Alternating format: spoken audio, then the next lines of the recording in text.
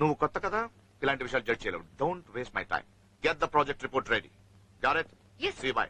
Hey guys, keep it going. Thank you sir.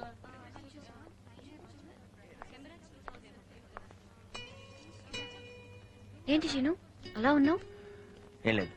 ఏమైంది? ఎండి గారు concept చెప్పారు కదా, అవును అది నాకు నచ్చలేదు. Srinu, do your duty. మనసుకు నచ్చబోతే నేను ఏం పని చేయలేను దివ్య. ఆ కాన్సెప్ట్ ఏంటి? నగలు వేసుకోకపోతే ఆమె నచ్చకపోవటం, వేసుకున్నాక నచ్చటం. చీప్ గా లేదు అంటే వాల్యూ నగలకే గానీ అమ్మాయికి లేదనమాట.